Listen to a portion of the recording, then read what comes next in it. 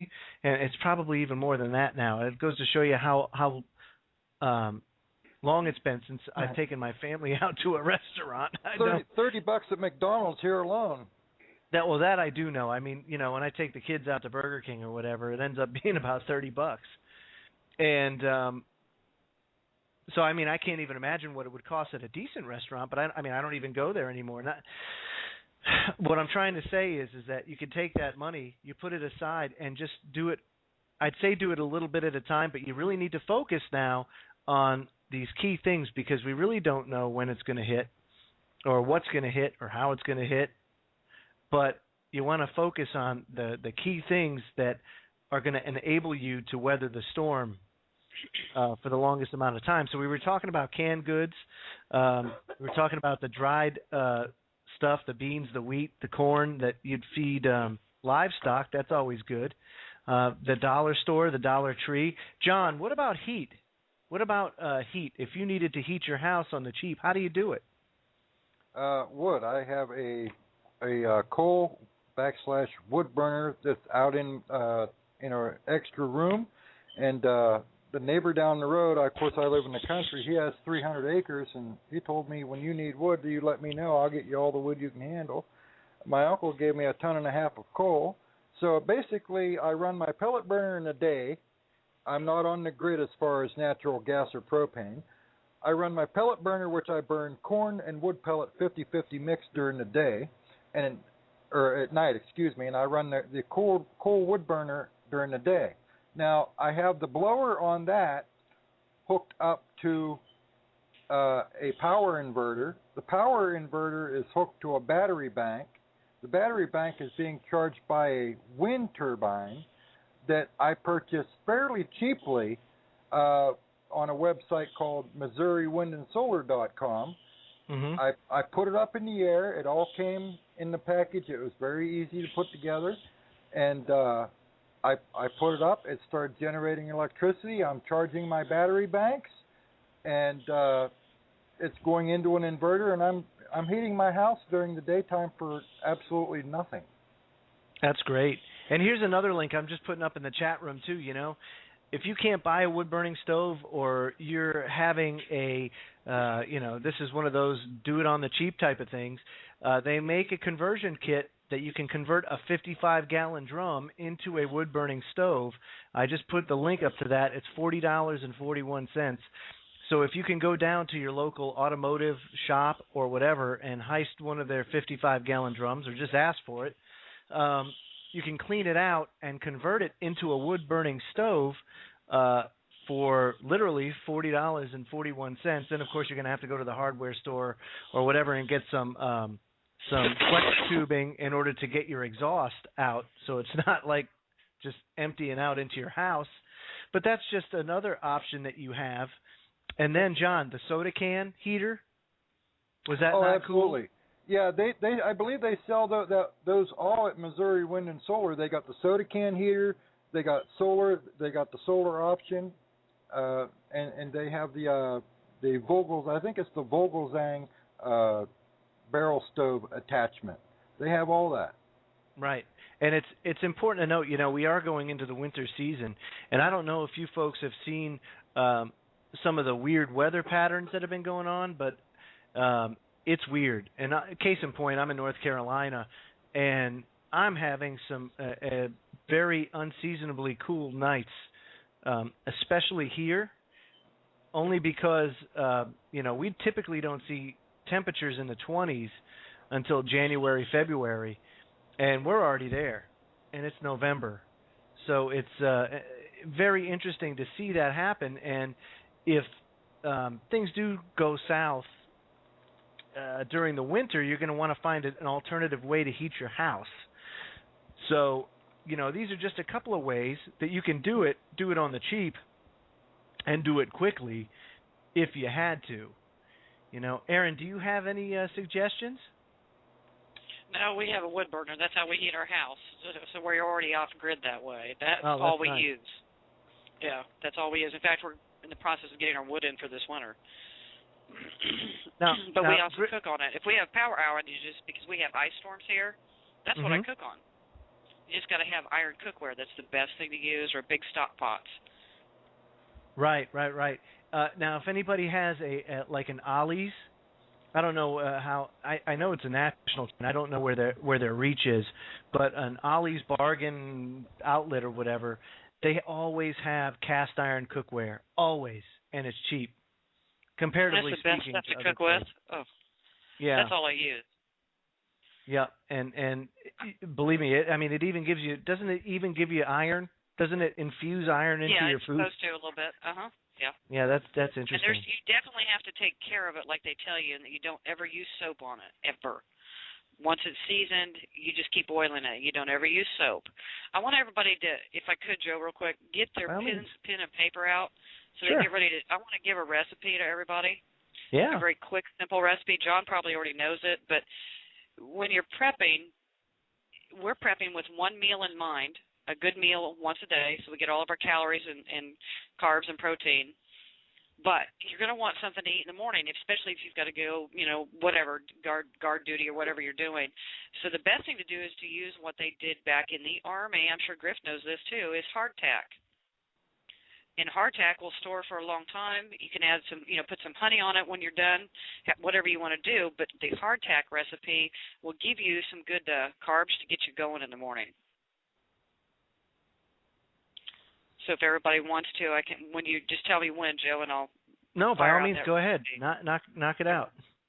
Okay, it's called the Army Hardtack Recipe, and they used this even back in the Civil War.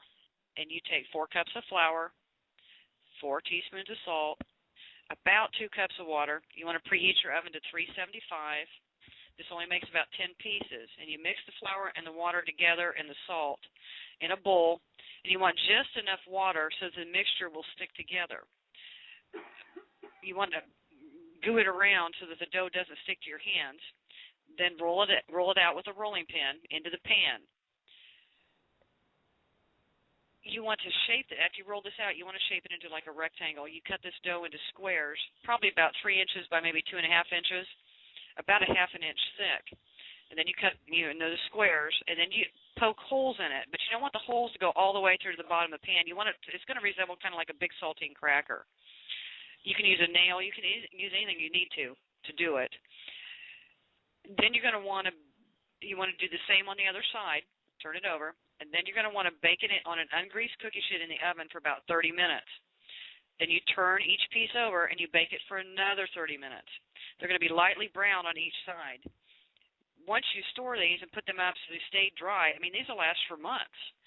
But if you add some good honey to that, or whatever you want to add to it, there's your carbs for the morning, and you haven't used a lot of your preps to get you something in your belly in the morning. And you bake it at 375, 30 minutes on each side. Okay, so 375 and bake it. Okay, very good. You want it very, very dry. Some people will even put it back in the oven for another 20 minutes if they don't think they're dry enough. You want the moisture completely out of this stuff. Okay? But that's hardtack, and you can download those recipes off the computer. Any of those recipes, you can add spices to it. You can do whatever you want to, as long as you bake it and dry it. But that's I think John a good way to get you some carbs in the morning. We eat a bowl of cereal now, or Pop-Tarts, or whatever you eat in the morning. But when you're prepping and you're eating, you're living off your preps. That's all there is. The country's in chaos. The economy has collapsed. We're not going to have 3 meals a day. We're very spoiled right now. You're going to have one big meal a day that you get most of your stuff out of, but you've got to have something else to tide you over, especially in the morning. So that's why we thought the hardtack was the best way to go and to do it cheaply. Now, John, you know how to powder eggs, do you not? Yes. You scramble the eggs. You use no oil. Just scramble them in your pan. Put them onto a plate. Let them cool. Break them into very small pieces, about the size of a pencil eraser. And then you take and you sprinkle those out on in a food dehydrator or on a cookie sheet in the oven at 175 degrees for 24 hours. You put them in I put them in the food dehydrator and plug it in and set it and forget it for 24 hours. And I come back, they're all nice and crunchy. Then I'll take and I'll put them in the blender and I'll make them into a powder. I'll put them aside and let's see, what did they say? The recipe, if I remember correctly, is 2 teaspoons of powdered egg equals 1 whole egg. Yep, that's right. That's what I do. The same thing, John. And how long do they keep for, John? I'll let you know in about 10 years. Well, you know what I do with ours? I put ours in a canning jar and put an O2 absorber in there, but then I run that through my food saver. So I've got like the double whammy. Wow, so you vacuum seal it and put that in there? I vacuum seal it and I put an O2 absorber in it. I got the jars. I vacuum sealed my jars. Now, that's what I do, yep. If you vacuum seal it and you don't break the seal, I would assume that it would just keep, right? I mean, is there an expiration date to those? I mean, that's like my John. question. I'll let you know when we eat it. You know, that's all I can tell you. I don't know. Right. Just like our ground beef, I did it the same way. I don't know how long it'll last, but I'm going to try it. Well, Joe, it's like I told you. I made egg noodles, and I got out some cream of mushroom soup, and I put in there. And the end date on the cream of mushroom soup was August of 2009. Although the cream of mushroom soup wasn't very creamy, it was the consistency of mashed potatoes. You put a little bit of butter and a little bit of milk with that, it creamed it right up. And 6 days later, I'm still sitting here talking to you. Albeit a bit more regular. Yes, there is an upside to botulism. Well, see, there's several dates on the packages, and people don't know how to read them. You have a best if used by date and sell by date. If you come across a best by used date and say it's today, it doesn't mean that it's out of date and they can't use it. You can get a lot of good closeout and discounted products because they might be a day past the best by used. It doesn't mean they're bad. It just means it's not going to be 100% quality. It's going to be, say, 90 or 95% of the quality that you would expect from the product. But when you're starving, hey, the neighbor's dog looks pretty good with a little A1 sauce. Ain't that the truth? Folks, if you guys want to chime in on anything we're saying right now, the number to call is 877-598-8549. That's 877-598-8549. And, call in and tell us what your thoughts are. If you have anything that you know how to do to prepare on the cheap, we'll be happy to take your call. So we talked about, how to powder eggs. I mean, you think about it, that's pretty much done on the cheap. Hey, what else is there, John, that you can think of that would help people out, like, instantaneously? Well, Dad was telling me today that his father told him that back in the Depression, what they used to do is they would go into a restaurant and order a bowl of or a glass of hot water, and they'd take the ketchup off the table and mix it with the hot water and have themselves a nice old-fashioned bowl of tomato soup. Ugh. That's one of the things they would do. Coffee bread. You take coffee, you lay it out on your plate, or your bread, and you lay it out on your plate. You take coffee, you put a little cream or milk in with it, and you pour that over your bread. You sprinkle a little bit of sugar on it. It's very nutritious and very filling. Hey, Griff, you know how you always have those stories where it just gets to people, and you have your stories too that you tell me all the time. Well, here's one for you. As we're speaking about making tomato soup out of ketchup, there was a time in my naval career where I witnessed some people that were pretty heavy drinkers. We had ended up going out to sea for an extended period of time, which was very atypical for my type of ship that I was on. I was on a frigate, and normally we aren't out more than 2 weeks before we pull back into port. Well, at any rate, these guys were jonesing pretty bad, so they decided that, yes, ketchup being one component of their drink to get it down, they took a loaf of bread from the galley, and they poured Listerine through it, and it came out the other side, and they mixed it together with ketchup, and they had themselves a little Bloody Mary.